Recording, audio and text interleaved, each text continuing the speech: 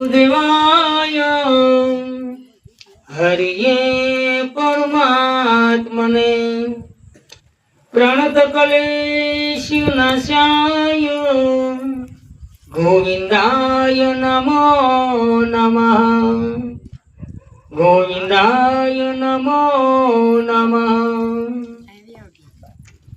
લોકાભિરામં રણરંગધીરં રાજીવ નેત્રં શ્રી રઘુવંશનાથં કારુણ્યરૂપં કરુણાકરંतं શ્રીરામચંદ્રં શરણં પ્રપદ્યે શ્રીરામચંદ્રં શરણં પ્રપદ્યે મનોજવં મારુતતુલ્યવેગં જીતેન્દ્રિયં બુદ્ધિમતાં વરિષ્ઠં વાતાત્મજં વાનરયોધमुख्यं श्रीरामदूतं शरणं प्रपद्ये श्रीरामदूतं शरणं प्रपद्ये। बोलो गोवर्धननाथ की जय, દ્વારિકાધીશની જય। કાલના સારમાં ભગવાન શિવ તપ કરવા જાય, માતાજીને વરદાન દઈને ગયા। એ વરદાન રૂપી માતાજીએ બે સંતાન ઉપજાવ્યા। એમાં ગણપતિ મહારાજનું પ્રાગટ્ય કથા કીધી, અને હવે બીજી કથા જે છે એ ઓખાબાઈને છે। ગણપતિને ઉપજાવી અને ભગવાન શિવને નારદજી હમાસા દીધા, ત્યારે ભગવાન શિવ ઘરે આવ્યા। ગણપતિજી અને શિવ મહારાજ બાજ્યા। એમાં ગણપતિનું મસ્તક કપાણું, મસ્તક કપાતા ઓખાબાઈ જોઈ જાય છે, હંતાય છે, અને માતાજી આવી ઓખાબાઈને હાથ કરે છે, કે છે વૈષમ પાયે પેર બોલા સુન જન્મે જય રાયો વિસ્તારી તુજને સંભળાવું ઓખા હરણનો મહિમાયો। ઓખ કહી ઉમયાએ સાદ કર્યા બે શાર, ત્યારે ઓખા આવી ઊભી નિસરીને ઓરડીની બાર। 4-5 હાથ ગયા, ઓખાબાઈ ધ્રુજતા ધ્રુજતા આવી અને દિવાલ આવીને ઉભા રહી ગયા। માતાજી ખીજાય છે, કેવા લાગ્યા મરાવીને ભાઈને તું તો જોને નાશી ગયો। મહાદેવે ગણપતિને માર્યો, કે સુધ મને નવ કીધી વાતો, કે તે તારા ભાઈને મરાવી અને હંતાઈ ગઈ, તે મને વાતે ન કરી, કે તે માટે તારું અંગ ગળજો લૂણે ખોજે કાયો।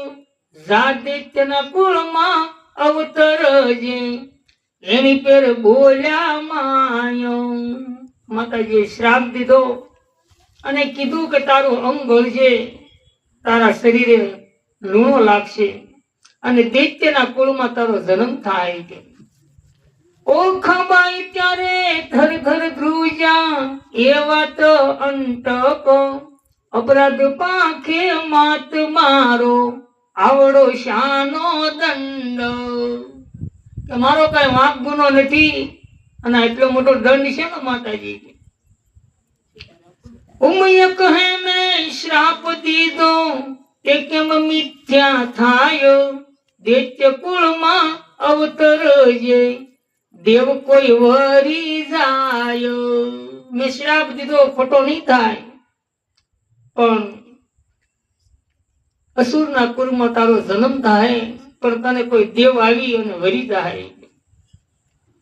સૈતરના મિનારકમાં બાઈ તારો મહિમાયો, ઓખા રણ જે મહારોગ થતી મુક્ત થાય. ચૈતર માસમાં તારો માધ્યમ છે અને જે ઓખારણ સાંભળે એને કાયામાં જો કોઈ રોગ હોય તો એને મૂકીને વયો જાય. માતાજી કહે છે ચૈતર માસના 30 દહાડા અન અલોણું ખાય, 30 નહીં તો વળી 5 દાડા પાછલા જે કહેવાયો. ચૈત્ર મહિનાના 30 દિવસ નો રહીએ કે છેલ્લા 5 અને 5 નો રહીએ કે તો 1 દિવસ પણ વ્રત કરવું. વૈશાખ સુદ ત્રીજના દિવસે આવજે મારી પાસ, ગોળ કરીને પુત્રી મારી પુરુષ મનની આસ. કે વૈશાખ સુદ ત્રીજના દિવસે તું આવજે, હું તને ગોળ બકરી અને આપીશ કે તારી મનની ઈચ્છા પૂરી થાય. સુખદેવ કહે સુનો અહીં થયો જો એ પ્રકાર, હવે બાણાસુરની શીગત થયો તેનો કરું વિસ્તાર. આ પ્રકારે ઓખાબાનું પ્રાગટ્યની કથા કીધી.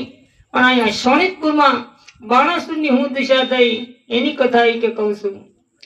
કહું વિસ્તારો એનો સુનો રાજા છે નિર્ધાર, હવે બાણાસુર ત્યાં રાજ કરતો શોણિતપુર મોજાળો.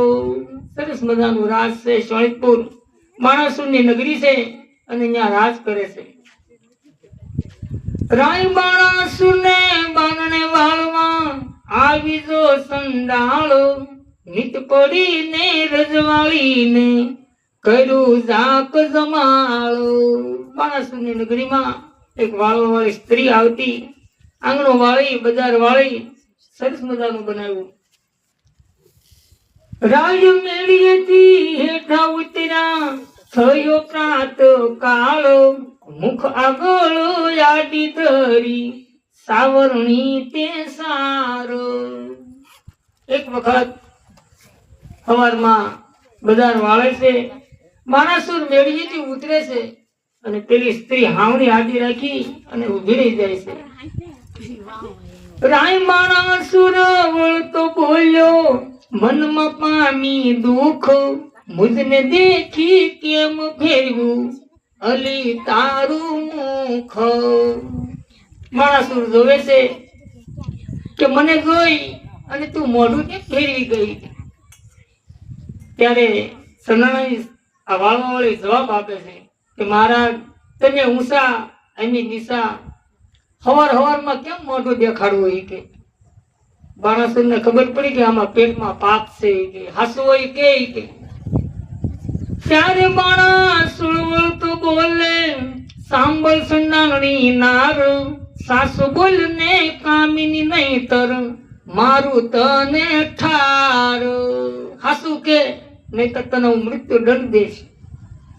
ત્યારે સંડાણી જવાબ દેશે પ્રાત કાળે જોઈએ નહીં વાંજિયાનું વદન, તમારે કાંઈ સોરું નથી સાંભળો ને રાજન. તમારે કાંઈ દીકરા દીકરી નથી કે એટલે હવારમાં કે તમારું મોઢું જોઈ ને અમારો દિવસ બગાડવો હોય કે અવળું બોલ્યું. સંડળ તો કોઈ નથી રાયું 10 વિધના કહેવાયો, પેલો સંડાળ તેને કહીએ નદી ઉતરી નવ નાયો. 10 વિધના સ્નાન કીધા, એમાં પહેલો સંડાળ કે નદીએ જાય અને નદીમાં ઉતરી ન નાહી. બીજો સંડાળો તેને કહીએ પુત્રીનું ધન ખાયો, ત્રીજો સંડાળ તેને કહીએ ડુબાવે માત પિતાયો.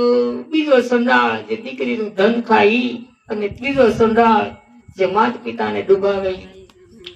ચોથો સંડાળો તેને કહીએ પારકું ધન ખાયો, પાંચમો સંડાળો તેને કહીએ જેનું મેલું મન. ચોથો સંડાળ જે કોકનું ધન હરી જાય, સ્કીમ આપી લઈ જાય, પછી કે હપ્તા ભર્યા પણ ગયા. આ ચોથો સંડાળ. પાંચમો સંડાળ જેનું મન મેલું હોય. આવું સરસ મજાનું આપણે કાર્ય કરવી. પણ આપણે કઈ કોઈ આ લેવા હાટું કે કઈ કોઈ હાટું આ કઈ આપણે પરંપરા છે નિભાવવા માટે બેઠા છે. કોઈને કાંઈ દેવાનું નથી. તમારી પાસે જેટલો સમય એટલો તમે આપો, મારી પાસે જેટલો સમય હું આપું. સઠ્ઠો સંડાળો તેને કહીએ જેનું કર્માયું વધન.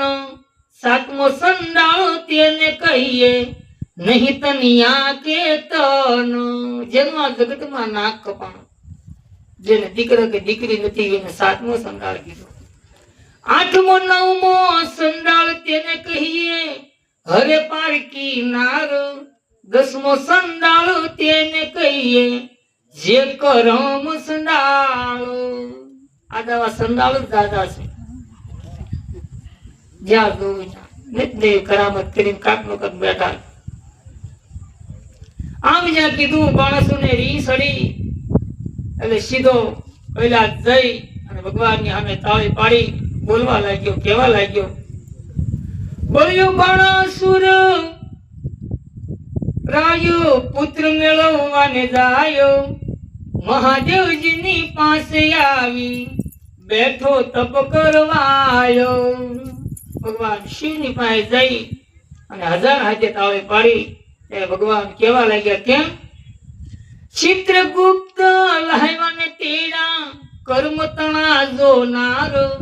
પૂર્વે રાજા એ તું તો કહાવે વૈશ્ય તણો અવતાર. બધી સુખ સાહેબી હોય પણ તોય થોડું ઘટતું હોય. ગંદી ના જો કાક ને કાક પુષ્ટિક હોય. માણસોને અઢળક હતું.